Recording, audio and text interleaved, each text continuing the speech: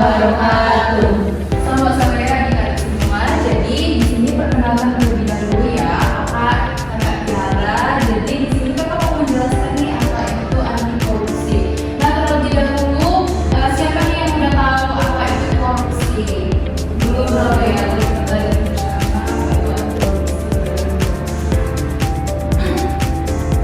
Jadi pengertian korupsi yang pertama itu adalah penyalahgunaan kekuasaan untuk keuntungan pribadi, bisa mencapai suap, penyelewengan anggaran, juga penyalahgunaan wewenang. Nah di sini juga ada definisi dari anti korupsi itu sendiri, yaitu merujuk pada upaya, kebijakan serta tindakan yang diambil untuk mencegah, mendeteksi dan memberantas praktik korupsi dalam berbagai sektor termasuk penegakan hukum, transparansi, akuntabilitas, dan pendidikan masyarakat tentang bahaya korupsi.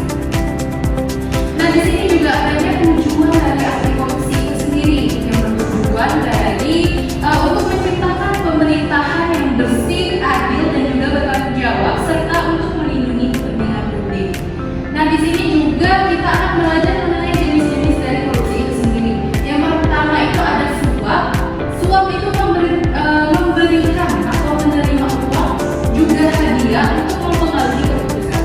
Yang kedua itu ada penggelapan, yaitu mengambil atau menggunakan uang atau barang yang dipercayakan.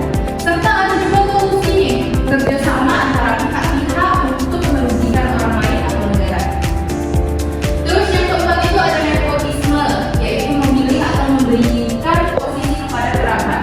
Nah jenis-jenis anti korupsi ini sendiri nggak cuma ini, sebenarnya ada pemerasan, juga ada gratifikasi. Nah, pemerasan itu sendiri nanti kakak jelaskan ya.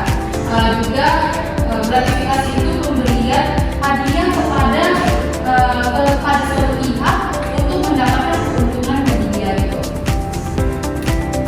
Terus itu ada dampak dari korupsi ini sendiri, yaitu menghambat pembangunan ekonomi, meningkatkan ketidakadilan sosial, merusak kepercayaan publik terhadap pemerintahan serta mengganggu pelayanan publik.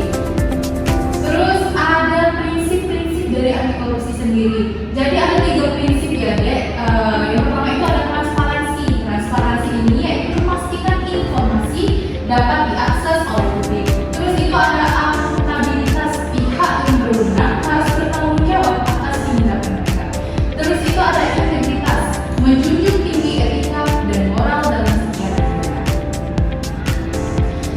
Jadi kakak di sini tujuan dari penyuluhannya anti korupsi ini yaitu secara umum untuk meningkatkan kesadaran serta pemahaman adik-adik semua tentang dampak buruknya korupsi serta untuk mendorong partisipasi aktif dalam pencegahan serta pemberantasan korupsi.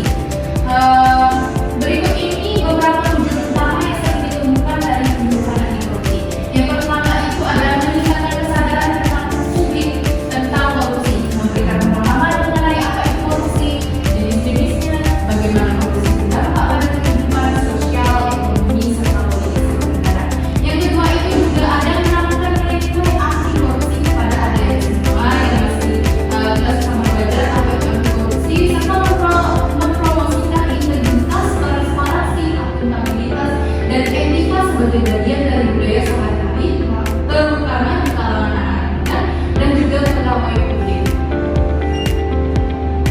Nah, jadi itu tadi adalah materi mengenai anti korupsi yang kakak sampaikan ya. Di sini kakak mau tanya nih, kalian udah paham belum nih dari materi yang kakak sampaikan? Siapa nih yang mau nanya? Ya.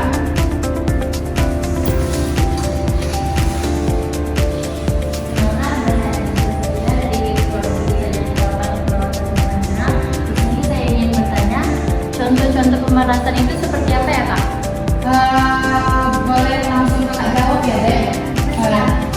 Oke, jadi contoh dari pemerasan itu sendiri, contoh hal yang dapat kita lihat dari masyarakat ya, kayak polisi yang menilang itu contoh pun pemerasan itu. Karena polisinya kalau nggak bayar, misalkan kita tuh sering menjumpai itu kalau nggak bayar nih 200.000 motornya ditahan, nggak boleh tuh diambil. Kalau misalnya bayar 200.000 baru salah satu contoh dari pemerasan. Yang lainnya ada yang mau nanya lagi nggak? Oke, sudah cukup ya dari penjelasan kakak tadi mengenai anti korupsi itu sendiri. Jadi sebelumnya kakak berterima kasih atas kalian semua yang sudah mendengarkan penyuluhan anti korupsi.